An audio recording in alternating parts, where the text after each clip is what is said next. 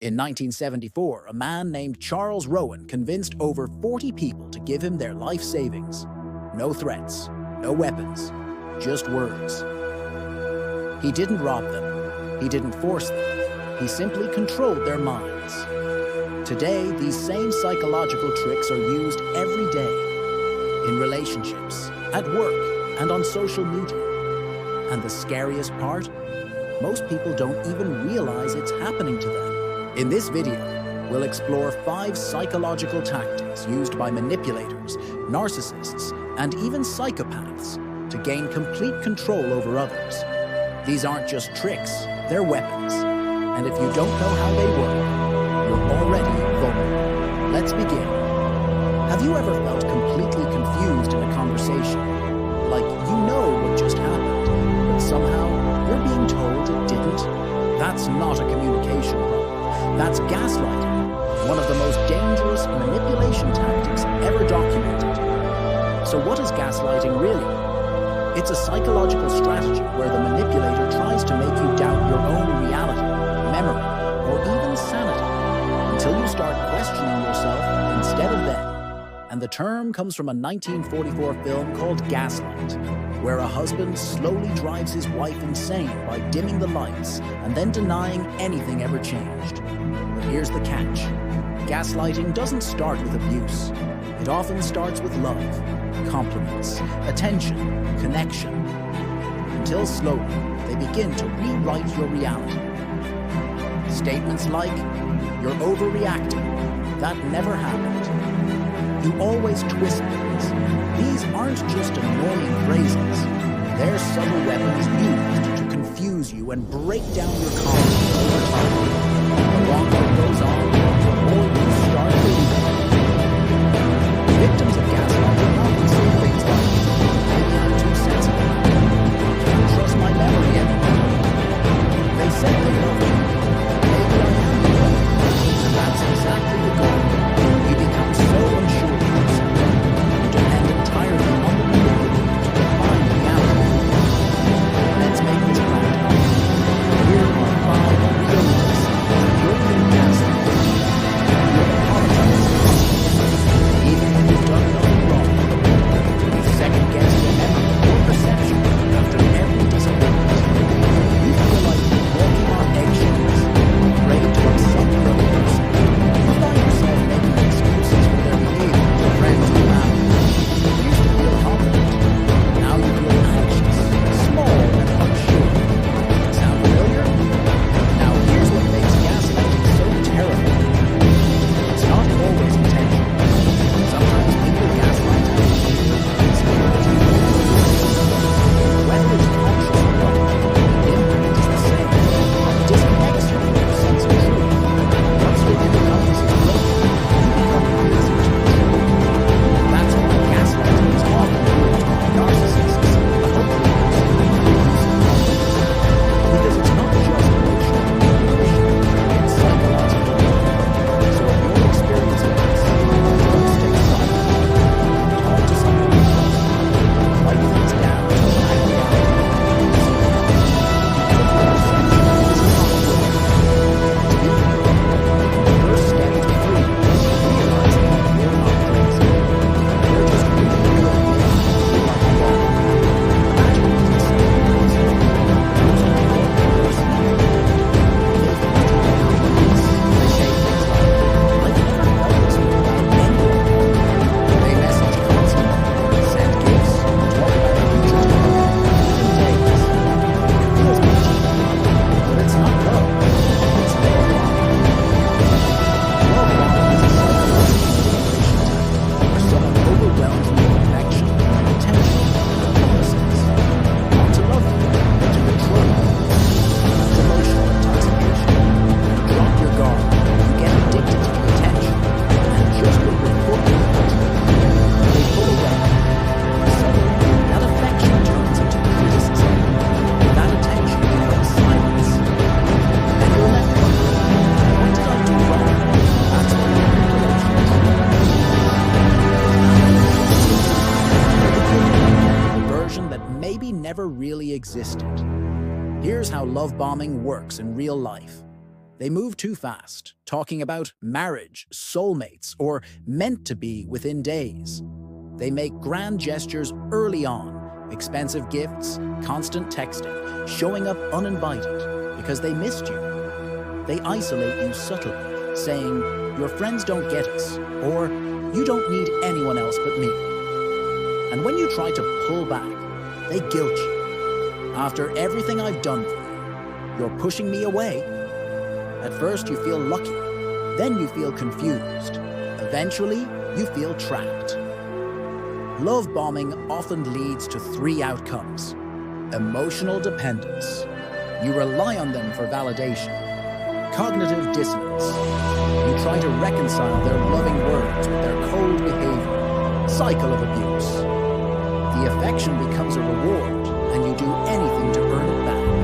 And it's used not only in toxic relationships, but also by cult leaders, narcissists, and even manipulative bosses. Why? Because it works. When someone makes you feel like they're your entire world, it becomes very easy for them to control it. But here's how you protect yourself. Slow things down. Healthy love doesn't rush. Watch for patterns. Is the intensity followed by withdrawal? Keep outside connections strong. Isolation fuels manipulation. Love should never feel like a roller coaster you can't get off. If it feels too good to be true, it might be something else entirely.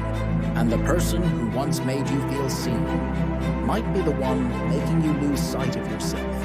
Silence. Not the peaceful kind, but the kind that stings like rejection. You reach out. Nothing. You speak. They turn away. At first, you think they just need time. But hours turn into days.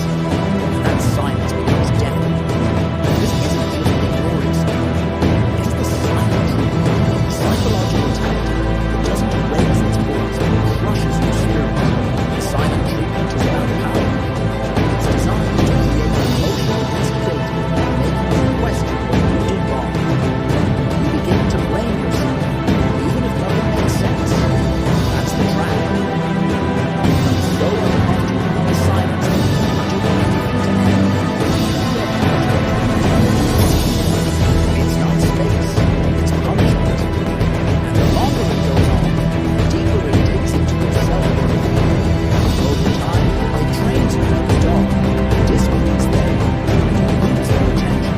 So you stop asking questions, you stop expressing your feelings, you shrink. This pattern creates an emotional dependence. The silence becomes so unbearable that any small interaction, any acknowledgement, feels like a reward. It's like scraps of attention. You begin to crave love. That's not love. That's control. And the damage, it's very real. Studies show that social rejection activates the same brain regions as physical pain. The body doesn't have a difference between being slapped and frozen in emotion. It's just the same. Worse yet, it's invisible. There are no bruises, no shadows. Outsiders rarely understand. You know it. Feel it rejection, and your anxiety, your constant second guessing. So how do you deal with it? First, recognize it. This is not just how they work. It's a tactic, intentional, and comes hard. Second, don't chase. Give them space. Send them out. Third, communicate. Say, silence doesn't solve problems. It damages trust. And if it keeps happening, silence is how they respond to every issue. And it's not just it's manipulation. It's an act of and a controlling, disappearing. And sometimes, the loudest abuse is the one you never hear. Triangulation is one of the most manipulative and destructive psychological tactics used by narcissists, toxic partners, and even corporate leaders. At its core, it's about bringing in a third person, real or imagined, to control how you think, feel, and behave. It might sound like this, but that's the reality. Everyone else thinks I'm right. Sometimes it's more subtle. They constantly mention someone they find attractive or compare you to someone you can never quite measure up to. Over time, you start to feel less confident, more insecure, and desperate to win their approval. The purpose of triangulation is simple: to keep you off balance. When a manipulator pulls in another person, another friend, ex, sibling, co-worker, they shift the emotional dynamic. You're no longer in a relationship with just them. You're in a competition. This tactic breeds jealousy, anxiety, and fear of abandonment. You begin to compare yourself constantly, question your worth, and feel like you're never enough. And that's exactly what they want, because when you're insecure, you're easier to control. But triangulation doesn't always involve active conflict. Sometimes it's done through gossip. The manipulator might say, "She told me you're not trustworthy," or "Everyone thinks you're too emotional." Now you're isolated, unsure of who you can trust, and more reliant on the manipulator for validation and information. And let's be clear, triangulation doesn't just happen in romantic relationships. It's used in workplaces, families, and even friendships. Toxic managers will pit employees against each other. Controlling parents will compare their children to others to shape behavior through shame and rivalry. The emotional toll of triangulation can be devastating. It creates deep-seated self-doubt, destroys open communication, and leads to chronic anxiety. You are constantly scanning for approval while feeling like you're in an invisible race. You can win. So how can you protect yourself? First, spot the triangle. If someone consistently brings in outside opinions to make you feel less than, that's a red flag. Second, refuse to play the game. Set boundaries and say, "That comparison isn't helpful to this conversation." Third, talk directly to others involved, if possible. Don't let the manipulator control the narrative between you and others. The goal of triangulation is to divide and dominate. The antidote is clarity, communication, and self-worth. You don't have to prove yourself in a competition with others. And real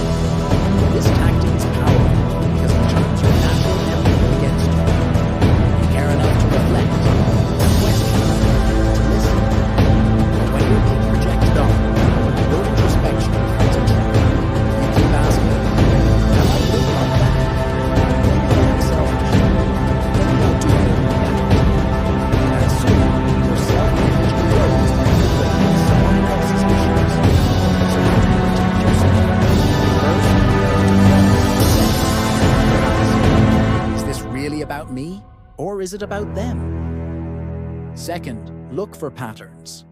Are you constantly accused of things that don't align with your values or behavior? Third, refuse to carry their emotional baggage. You are not responsible for someone else's inability to face their truth. Set firm emotional boundaries. If you feel like you're being made to hold someone else's darkness, put it down. Their shame is not yours. Their guilt is not yours. Their fear, rage, or denial, not yours. Because the moment you stop accepting projections, something powerful happens. You reclaim your clarity, your strength, your voice. And the manipulator, they lose their grip because their power depended on your confusion. We've just explored 5 of the most dangerous psychological tactics used by manipulators, narcissists, and psychopaths. Gaslighting, love bombing, silent treatment, triangulation, and projection. Each one designed to break down your sense of self and control your mind. But here's the truth you need to hold on to. You are not crazy. These tactics work because they target your vulnerabilities. But once you understand them, they lose their power. You can spot them. You can stand against them. And most importantly, you can protect yourself. Remember, manipulation is often subtle, and it's designed to creep into your life slowly. If you notice any of these signs, don't stay silent. Speak up. Set boundaries. Seek help. Because when you understand how dark psychology works, you no longer have to fear the shadows. It's the manipulators who should fear the light. If you've learned something today that opened your eyes, don't stop here. Hit that subscribe button, because in the coming weeks, we'll dive into darker